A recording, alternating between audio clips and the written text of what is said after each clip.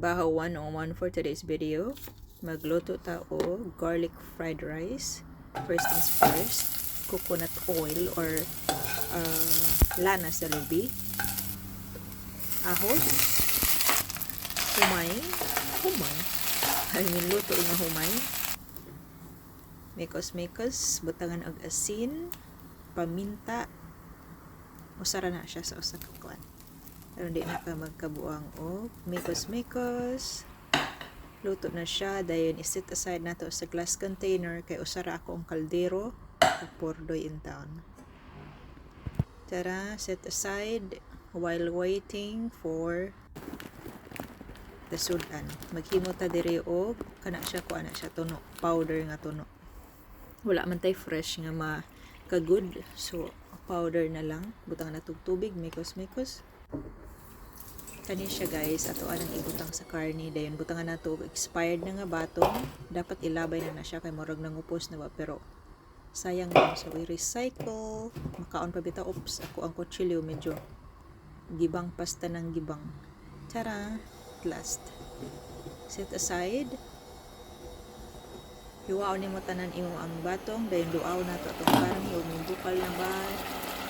Wala na siya sa baw, ilimit nato ang sabaw. Potato na siya, patatas na siyang naangilo. Humba na siya itong Christmas. Then pahinayan ang kayo. Then sigulan na itong pichay para kung may ingnon healthy. Charot. Na siya, hiwaon. Then kanang mga ulo sa pichay dapat ilabay na siya. Pero ako, di na ako ilabay kay sayang. Hiwaon ang dahon. Then set aside. Guys, if you like this video, please don't forget to like and subscribe.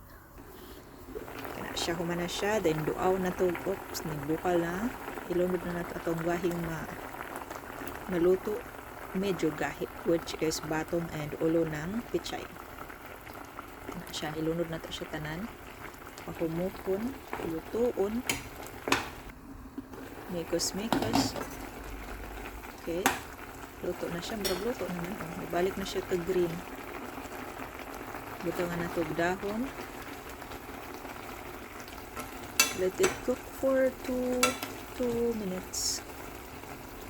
Hangtod nga mo, kuan ni siya sabaw pod mo evaporate. Ug sa dihang naluto na siya, fried rice. Ang sobra ani guys, ako ani siyang bawnon for tomorrow.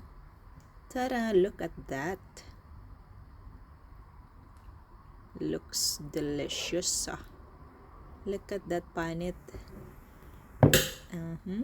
Taste test. Ang panit nga nagkabitay na kay dugti ng unsa ni humuka. Bon appetiris.